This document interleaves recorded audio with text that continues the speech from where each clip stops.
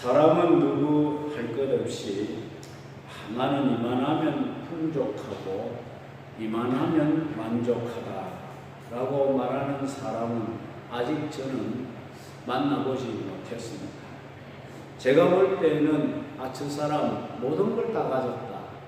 저 사람은 아쉬울 것이 한 개도 없을 거야. 저 사람은 행복할 거야. 이렇게 보이는 사람도 만족하십니까? 행복하십니까? 저는 아직까지 배가 고픕니다. 그래요. 만족하지 않다는 말 아닙니까? 그래서 더 가지려고 하고 또 더 취하려고 하는 사람들이 많습니다. 가지면 더 가지고 싶은 것이 사람의 마음이라고 합니다. 예속담에 종두면 말을 두고 싶어진다는 말이 바로 그런 의미가 아닐까 싶습니다. 세상의 것을 가지면 더 가지고 싶은 갈증이, 권세도 가지면 가질수록 더 높은 권세, 권자로 올라가고 싶은 갈증이 있고, 돈을 모아보면 더 많이 모아야 되겠다는 갈증이 있는데, 모든 게 다 그렇습니다. 누구나 다 그렇게 된다고 봅니다. 그래서 있는 사람이 더하고 있는 사람이 더 무섭다, 그런 말이 생긴지도 모르겠습니다. 세상의 것은 마치 소금물 같다고 말하지 않습니까? 소금물은 마시면 마실수록 더 갈증을 일으킬 뿐이라고 합니다. 목이 더 타들어간다고 합니다. 그래서 세상의 모든 것을 원 없이 다 취해보고 누려보고 가져보았던 솔로몬이라는 대왕도 이 세상의 것으로는 인간이 만족을 얻을 수 없으니 사람이 만족을 얻어 풍족한 삶을 살아가려면 하나님을 찾으라고 했습니다. 그 길밖에 없다. 전도서 12장 13절에 보면 일의 결국을 다 들었습니다. 하나님을 경외하고 그 명령을 지킬지어다. 이것이 모든 사람의 본분이니라. 사람이 사람의 본분을 지키지 아니하고 세상의 물질로 만족하고 풍족하려 해도 결국에는 그런 것으로는 인생의 참된 만족이나 풍족함이 있지를 않더라는 그런 말씀입니다. 오늘 본문 내용도 요약해보자면 바로 그런 의미의 말씀이라고 생각하게 됩니다. 본문의 내용을 살펴보면 주로 사회 속에 정의와 또 불경건과 또 부와 만족에 관련된 여러 가지 자문이 여기에 기록되어 있습니다. 그래서 우리는 이 말씀을 통해서 악인과 의인의 그 성격과 행위와 종말과 그리고 그 행위에 대해 결과에 대해서 교훈을 하고 있고, 특히 믿음으로 살아가고 있는 의인에게 대한 하나님의 약속이 여기 말씀에 들어있음을 봅니다. 그러면 우리가 하나님 앞에서 풍족하고 만족한 삶을 살아가려면 어떻게 살아야 할까? 오늘 이 문제를 우리는 심도 있게 한번 생각하고 조명을 해보고 하나님이 우리에게 주시는 말씀의 비결을 찾아서 우리도 그렇게 살아봄으로써 만족하고 풍족한 삶을 체험할 수 있는 이런 지혜를 발견할 수 있기를 주의 이름으로 축원합니다. 첫째는 우리가 만족하고 풍족한 삶을 살기 위해서 먼저 하나님 말씀을 지켜야 하고 담대하게 살아야 한다라고 했습니다. 1절로 5절 말씀에 보면 그런 내용의 말씀이 나오지요. 1절에 보시면 악인은 쫓아오는 자가 없어도 도망가고 의인은 사자처럼 담대하니라 말씀했습니다. 악인의 특징은 늘 도망친다는 겁니다. 도망다닌다는 겁니다. 죄를 지은 악인은 항상 자기를 쫓아오는 사람이 없는지 불안해하고 초조하게 된다는 겁니다. 악인은 이 세상 어디 있어든지 숨을 곳이 없는 거예요. 어떤 사람도 보호해 줄 수가 없는 거예요. 사람들이 가장 많이 왕래하는 곳에서 어떤 사람이 큰 소리를 질렀답니다. 저놈 잡아라! 이렇게 외쳤더니 그 중에 많은 사람들이 뒤도 돌아보지 않고 막 주례랑을 치더랍니다. 악인은 항상 그 마음이 쫓기고 있기 때문에 불신검문만 해도 다른 곳으로 피해서 도망갑니다. 그러나 죄를 짓지 아니한 사람은 어디 있어든지 떳떳한 것입니다. 도망갈 이유가 전혀 없어요. 내 죄를 지은 것이 없는데. 이게 여러분 담대함입니다. 창세기 35장에 보면은 요셉이 형들과 이제 만나는 장면이 나옵니다. 나중에 요셉이 자기 형들에게 정체를 밝히지요. 나는 요셉이다. 내 아버지께서 아직도 살아계십니까, 형들이요. 그러자 형들이 그 요셉 앞에서 놀라 자빠집니다. 우리가 팔아먹은 저 요셉이 살아서 애굽의 총리가 되어 있을 줄 어떻게 꿈에라도 생각을 했겠습니까? 이 장면은 요셉의 형들이 동생 요셉을 시기하고 질투한 나머지 그 동생을 쥐도 새도 모르게 애굽의 대상에게 팔아먹었는데 죽은 줄만 알고 있었던 그 요셉이 자기들 앞에 총리가 되어서 나타나는 이 동생을 발견하고 눈앞이 캄캄하고 하늘이 무너지는 것 같았습니다. 헤어진 동생을 만나면 반가워야 할 텐데 얼싸안고 끌어안고 엉엉 울어도 시원찮은 순간인데 형들은 하늘이 무너진 것 같았어요. 앞이 캄캄했어요. 이제 우리는 죽었구나. 왜 그들이 그렇게 동생 요셉을 만난 사실에 기뻐하지를 못하고 오히려 두려워하고 놀랐느냐? 그들이 동생에게 지은 죄가 있기 때문에 그렇습니다. 동생에게 지은 죄가 있기 때문에. 죄 지은 사람은 늘 그 죄책에 쫓기고 산다는 걸 보여주는 것입니다. 그래서 우리 속담에 매 맞은 사람은 팔을 뻗고 자고 매를 때린 사람은 팔을 웅크리고 잔다. 그런 말이 있잖아요. 죄 지은 죄인은 일평생 그 죄에 쫓겨 도망다니는 삶을 살게 될 것입니다. 죄 짓고는 피할 곳이 없습니다. 그래서 우리도 지은 죄가 있으면 하나님 앞에 자수하고 광명 얻으시기 바랍니다. 회개하고 제사함 받고 살아야만이 내 인생에 만족함도 있고 풍족함도 누리며 살게 될 줄로 믿으시기 바랍니다. 레위기 26장 17절에 보면은 내가 너희를 치리니 너희가 너희 대적에게 패할 것이요 너희를 미워하는 자가 너희를 다스릴 것이며 너희는 쫓는 자가 없어도 도망하리라. 그렇게 말씀했어요. 쫓아오는 자가 없어도 너는 도망을 치는 자가 될 것이다. 하나님께 죄를 지으면 대적의 손에 패하게 되고 그런 너희들은 쫓는 자가 없어도 도망다니는 신세가 된다는 겁니다. 이사야 2장 19절에 사람들이 암혈과 동굴로 들어가서 여호와께서 땅을 진동시키는 날에 진동시키기 위해 일어나실 때에 그의 위엄과 그 광대하심의 영광을 동굴 속에 들어가서 피한다는 말씀이었어요. 이 말은 뭐냐? 죄 지은 죄인들은 하나님의 영광이 나타나는 날, 그 하나님의 영광을 피해서 파멸과 동굴 속으로 피신하여 숨어 들어간다는 것입니다.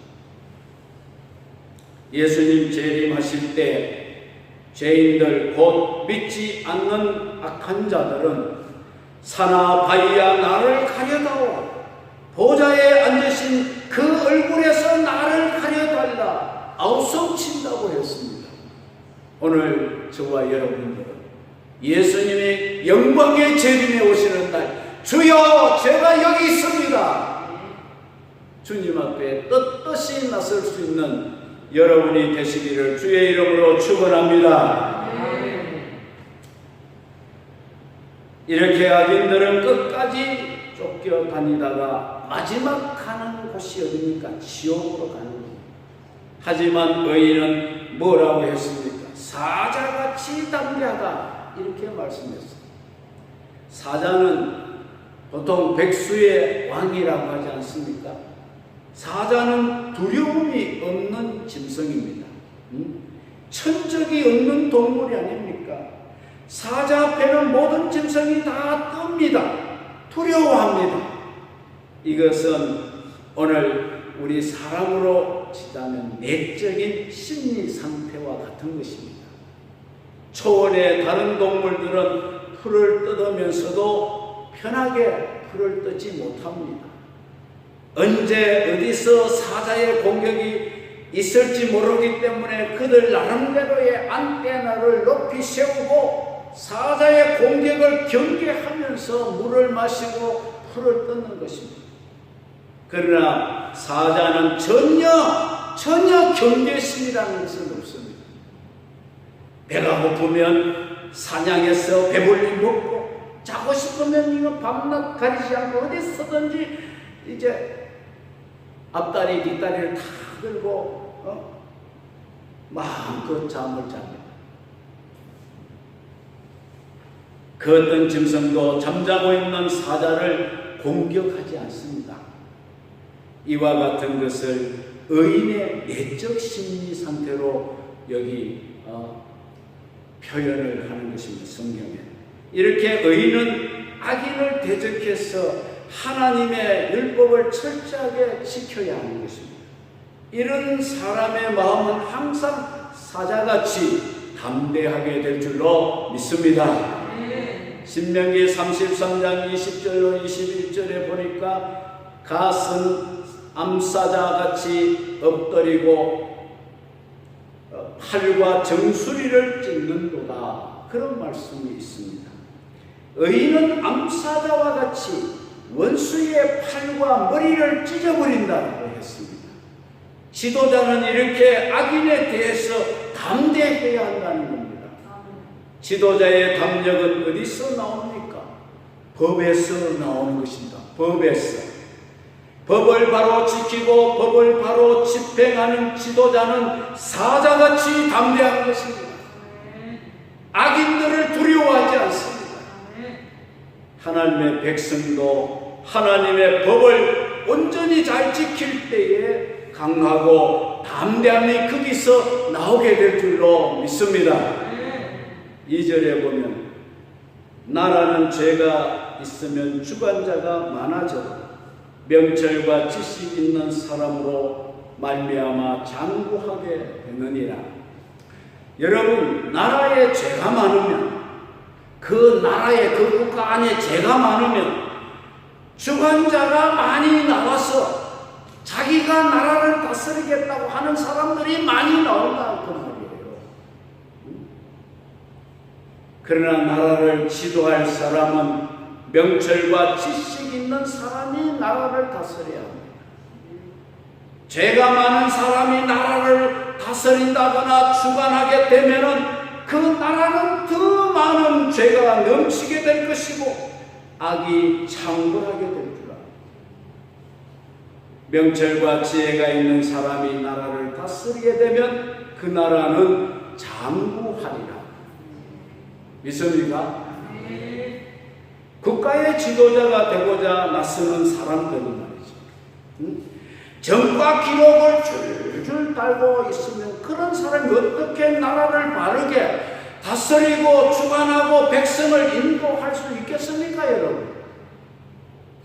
거둬 그 사람 호적을 조회했을 때 전과 기록은 하나도 없어야 돼. 전과자라는 게 그래서 싫은 거예요. 나라 안에 죄가 많으면 권력을 행사하려는 무리도 그만큼 많이 일어난다는 것입니다. 나라와 정국이 혼란스럽게 되는 것은 하나님의 뜻과 배치된 죄악들이 알게 모르게 진행이 되고 있기 때문인 것입니다. 정부와 사회가 견고해지려면 지혜 있는 지도자가 나와야 합니다. 깨끗한 지도자가 나와야 합니다. 나라가 장구하려면 명철과 지혜 있는 지도자가 세워져야 한다는 것입니다. 우리가 정말로 나라를 사랑하고 있다면, 우리 대한민국을 사랑한다면 하나님의 지혜를 가진 자가 이 나라의 지도자가 되게 해달라고 기도해야 할 줄로 믿습니다. 그렇게 돼야 우리가 나라를 통해서 만족할 수 있습니다. 나라가 잘 돼야 우리가 만족하지 않습니다. 그렇죠? 또 우리의 삶이 기름지고 풍족하게 될 줄로 믿습니다. 나라가 잘 돼야 개인의 삶도 잘 되고 만족하게 되는 겁니다. 하나님의 말씀의 법을 지키고 죄 없는 사람이 되어서 강하고 담대할 때 우리에게도 만족과 풍족함이 보장될 수 있는 줄 믿으시기를 바랍니다. 두 번째입니다. 말씀을 가까이 하여 성실한 자로 살아야 만족하고 풍족한 삶을 누릴 수가 있다. 6절로 20절 말씀이 되겠습니다. 우리 믿는 성도들은 잘 살려고 노력하기보다 진실되고 정직하게 살려고 노력하는 것이 더 중요합니다. 거짓 위에 세워진 행복은 오래 갈 수가 없습니다. 늘 우리는 진실을 모토로 삼고 살아야 되겠습니다. 예수님께서 진실로 이렇게 말씀했어요. 요한계시록에 보면은 예수님을 진실 되신 분으로 표현하고 있습니다. 우리 예수님은 진실하십니다. 그분은 거짓이 없습니다. 거짓을 알지도 못합니다. 그래서 우리도 가능하면 진실되고 정직하게 살려고 노력해야 될 줄로 믿습니다. 수단이 좋고 방법이 좋은 사람이 아니라 정직하게 살아가는 사람이라 이런 평가를 받을 수 있기를 주의 이름으로 축원합니다.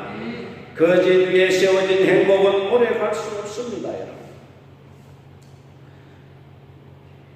다윗은 진실과 성실을 너희의 식물로 삼을지어다. 진실과 성실을 너희의 식물이 뭡니까? 음식입니다. 음식. 밥입니다.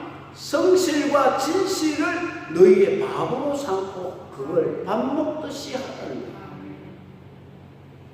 진실하고 정직하고 성실하게만 살아간다면 그런 사람에게는 언제나 하나님이 함께해 주시기 때문에 늘 만족이 있고 풍족함을 누리며 살게 될 줄로 믿습니다. 6절에 보면 가난하여도 성실하게 행하는 자는 부요하면서 굳게 행하는 자보다 나으니라 그랬습니다. 하나님께서는 성실히 행하는 가난한 자를 사곡히 행하는 부자보다 낫다 이렇게 말씀하셨습니다. 여기서 굳게 행하는 자란 실상은 악한 길을 걸어가는 사람이면서 겉으로는 선한 길을 가는 사람처럼 자신을 위장하는 것을 말합니다. 하나님은 불의를 행하여 잘 사는 것보다 가난해도 진실하게 사는 자를 더 귀하게 보시고 더 축복해 주실 줄로 믿으시기 바랍니다. 불의하게 재산을 모으지 말고 하나님의 뜻을 따라 정직하게 살아가라는 겁니다. 8절에 보면 중한 별리로 자기 재산을 늘리는 것은 가난한 사람을 불쌍히 여기는 자를 위해 그 재산을 저축하는 것이라고 했습니다. 우리가 불의를 행하면서 재물을 아무리 많이 쌓아봐도 그거 내가 누리지 못하게 하신다는 거예요. 그거는 누가 누리도록 해주시느냐? 가난한 자를 구제하고 성실하게 살아가는 사람의 몫으로 돌리겠다. 빼앗아서 그들에게 주겠다. 여러분, 악인이 악하게 재산을 모으면 그 재산은 가난한 사람을 불쌍히 여기는 사람을 위해서 저축하는 것이라고 했습니다. 재산은 독수리처럼 날아갈 수 있지만 거룩한 하나님의 성품은 빼앗기지 않는 것입니다. 믿습니까? 또 중요한 말씀이 있습니다. 9절에 보면 사람이 귀를 돌려 율법을 듣지 아니하면 그의 기도도 가정하니라, 이런 말씀이 있습니다. 말씀에 순종해야 우리가 드리는 기도에 하나님이 응답해 주시겠다는 말씀이에요. 하나님께서 우리 기도를 좀처럼 응답하지 아니하시는 이유가 우리가 다시 하나님이 보실 때 죄를 범하려는 숨은 의도를 우리가 갖고 있음을 알고 계시기 때문이라는 거예요.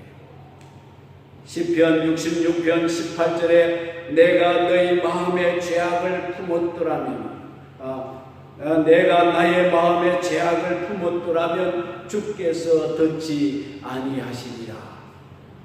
하나님은 다 꿰뚫어 보고 계시는 거 아닙니까?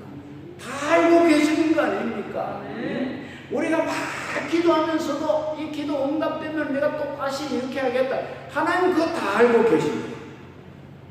우리가 다시 죄를 지을 의도가 있는지 없는지 하나님은 다 보고 계십니다. 그래서 우리 기도를 좀처럼 응답해 주지 않게 된다는 것입니다. 우리가 또 같은 죄를 지을 의도가 있기 때문에 우리 기도에 하나님이 쉽게 응답하지 않는다는 겁니다. 그러나 우리가 죄 지을 생각을 다 버리고, 성경에 보면 죄 지을 생각 다 버리고 그런 찬송가 가사도 있지 않습니까? 진실되게 하나님 앞에 기도하면 하나님이 우리 기도를 곧장 들어주실 줄로 믿습니다. 내가 하나님의 말씀은 멀리하면서 내 기도는 들어달라고 한다면 이런 모순이 또 우리에게 어디 있겠습니까? 형통한 삶을 위해서 우리는 죄를 자복하고 그 죄를 버려야만 합니다. 13절에 보면 자기 죄를 숨기는 자는 형통하지 못하나 죄를 자복하고 버리는 자는 불쌍히 여김을 받으리라고 했습니다. 우리는 하나님 앞에 나올 때 내 죄를 꼭 숨겨놓고 나오지 말라는 거예요. 하나님 앞에 나올 때는 내 죄를 다 드러내라는 거예요. 하나님 앞에 다 드러내라는 거예요. 사람 앞에 내 죄를 다 드러내라는 말씀이 아닙니다. 우리는 사람 앞에 죄를 드러낼 필요가 없습니다.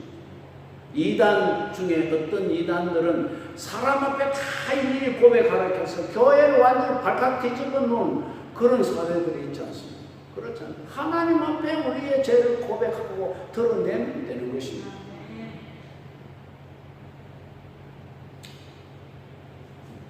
예, 하나님 앞에 우리 죄를 숨기지 말고 낱낱이 다 드러내고 회개할 때 그때 우리의 삶이 만족해지고 풍족해질 줄로 믿습니다.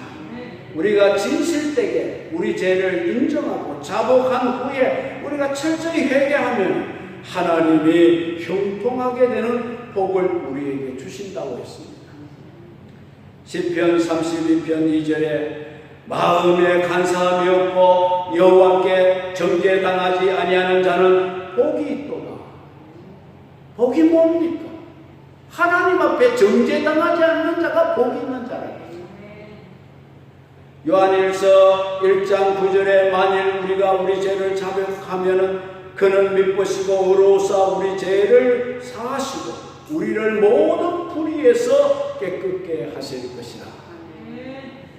오늘 이 땅 위에 성실히 행하는 자보다 성실히 행하는 자들도 많지만은 악하게 살아가는 사람들도 많다고 봅니다. 그러나 하나님의 뜻을 쫓아 성실하게 믿음으로 행하는 자는 모든 환난에서 구원을 받는다. 18절에 보면 성실하게 행하는 자는 구원을 받을 것이나 굽은 길로 행하는 자는 곧 넘어지리라고 했습니다. 굽은 길로 가면서도 잘 되는 사람 부러워할 거 없습니다. 그 사람 얼마 가면 곧 넘어지게 되어 있어요. 믿습니까? 19절에는 성실히 행하는 자는 생활이 풍성하게 될 것이라 이렇게 말씀했습니다. 자기의 토지를 경작하는 자는 먹을 것이 많으려니와 방탕을 따르는 자는 궁핍함이 많으니라고 하지 않았습니다. 그리고 20절에도 보면 충성된 자는 복이 많아도 속히 구하고자 하는 자는 형벌을 면하지 못하리라고 했습니다. 혹시 여러분들 중에는 하나님의 말씀을 듣지 아니하면서도 기도 응답은 받고자 하는 그런 마음을 갖고 계시는 분이 계십니까? 하나님 앞에서 나의 죄와 실수를 숨기지 마십시오. 하나님을 믿는 사람은 각가지 환난에서도 하나님으로부터 구원받을 수 있습니다. 그러면 여러분들은 만족하고 풍성한 삶을 누리며 살아가게 될 줄로 믿습니다. 마지막 세 번째, 우리가 만족하며 풍족하게 사는 비결은 재물보다는 하나님을 더 의지해야 한다는 겁니다. 21절로 28절 말씀입니다. 21절에 보니 사람의 낯을 보아주는 것이 좋지 못하고 한 조각 떡으로 말미암아 사람이 범법하는 것도 그러하니라. 여러분, 재판장이 재판을 할 때에 사람 한 명 봐서 재판을 굳게 하면 안 된다는 겁니다. 한 조각의 떡 조각을 받는 것처럼 작은 어떤 뇌물을 받고 재판을 굳게 해서 안 된다는 말이에요. 뇌물은 우리는 손을 흔들어 거절할 줄 알아요. 뇌물을 먹으면 그건 독약이에요. 언젠가는 그 뇌물이 자기를 잡습니다. 선물과 뇌물은 다릅니다. 선물은 존경의 의미에서 선물하는 거예요. 그건 받아도 돼요. 뇌물은 이거 내가 당신한테 드릴 테니까 내가 요구하는 거 당신 좀 해달라. 그거 아닙니까? 그래, 뇌물은 손을 흔들어 거절해야 돼요. 믿습니까? 이제 재판할 때에 사람의 낯을 보고 판결을 굳게 해서는 안 되고 또 한 조각 떡으로 뇌물을 받고 재판을 굳게 해서도 안 된다는 것입니다. 이것이 얼마나 공정하지 못한 처사인가를 말해주고 있습니다. 무전유죄, 유전무죄라는 말이 나오면 그 나라는 망합니다. 돈 있는 사람은 죄를 지어도 무죄가 되고 돈 없는 사람은 작은 죄만 지어도 큰 죄처럼 형을 살고, 그렇게 공정하지 못한 나라는 망하는 거예요. 돈을 사랑하고 재판을 굳게 하면 반드시 후회할 날이 온다는 겁니다. 정의보다 재물을 선택하면 만족도 풍족한 삶도 그들에게는 없습니다. 하나님의 정의를 실현할 때 우리는 사람의 얼굴이나 어떤 재물에 급급하게 되면 도리어 궁핍해지고 식물을 거두게 된다는 것입니다. 22절에 보면은 악한 눈이 있는 자는 재물을 얻기에만 급급하고 빈궁이 자기에게로 임할 줄은 알지 못한다. 이렇게 말했습니다. 어떤 말씀입니까? 우리가 하나님의 나라를 먼저 소유하지 못하고 그러면 결국 생명도 재물도 다 잃어버리게 된다는 말씀입니다. 23절에 보면 사람을 경책하는 자는 혀로 악침하는 자보다 나중에 더욱 사랑을 받느니라고 했습니다. 재물에 집착하는 사람은 자족한 삶을 살 수가 없다고 했습니다. 재물의 마음 뺏기면 부모의 물건을 도둑질하고도 죄가 없다고 말하는 자와 같다 했습니다. 24절에 부모의 물건을 도둑질하고도 죄가 아니라 하는 자는 멸망받게 하는 자의 동료니라. 이렇게 말씀합니다. 우리는 부모와 자식 간에도 서로 계산은 분명하게 해야 됩니다. 아시죠? 자식들이 부모가 뼈 빠지게 일궈 놓은 재산을 재산을 저건 내 거다, 당연히 내 거다, 이렇게 생각하면 안 되는 거예요. 아버지 거는 아버지 거, 내 거는 내 거. 아버지 것을 그걸 생각하고 자기가 노력하지 않고 나중에 아버지 걸 자기가 다 찾아야겠다. 그거는 뭐라고 했습니까? 이거는 뭐라고 했어요? 멸망밖에 않는 자의 동물이라고 했어요. 물질을 사모하는 사람은 다툼을 피할 수가 없습니다. 그러나 하나님 의지하는 자는 25절에 욕심이 많은 자는 다툼을 일으키나 여호와를 의지하는 자는 풍족하게 되느니라고 말씀했습니다. 이런 사람은 구원을 얻는 믿음을 소유한 사람이 될 수 있다는 말입니다. 하나님과 교제가 풍성해야 궁핍하지 않습니다. 여러분, 하나님에게 줄을 대고 있으시기를 바랍니다. 예수에게 사랑의 뿌리를 깊이 내리시기를 바랍니다. 그분과 다 있으면 마르지 않습니다. 시냇가에 심겨진 나무처럼 됩니다. 가뭄이 와도 걱정 없습니다. 27절에 보니 가난한 자를 구제하는 자는 궁핍하지 아니하려니와 못 본 채 하는 자에게는 저주가 크리라고 했습니다. 여러분, 우리 구제하는 것 하나님이 기쁘게 보십니다. 가난한 자를 돕는 것은 하나님께 잘 보이는 일이라고 했습니다. 하나님은 구제하는 자를 보고 계시고 그 구제를 기억하신다고 했습니다. 고넬료가 구제하는 것을 하나님이 보셨고 그 구제가 하나님께 상달되었다. 기억하여 상달되었다. 구제야말로 가장 안전한 이윤이 많은 저축이라고 말씀하셨습니다. 여러분, 이 저축을 열심히 하시기 바랍니다. 그러므로 우리는 재물보다 하나님을 기뻐하고 의지하는 것이 우리를 만족하게 하고 풍족해 하는 길임을 아시기 바랍니다. 이제 저는 말씀을 맺으려고 합니다. 우리의 삶에 왜 만족이 없습니까? 왜 풍족함이 없습니까? 여러분, 만족함과 풍족함은 내가 얼마나 가졌느냐 못 가졌느냐 그게 달린 것이 아닙니다. 내 마음인 것입니다. 믿습니까? 아무리 많은 돈을 가져도 만족함이 없고 풍족함이 없는 늘 가난하고 늘 모자라는 사람이 있습니다. 그러나 아무것도 가진 것이 없어도 늘 만족하고 풍족한 그런 사람도 있습니다. 믿습니까?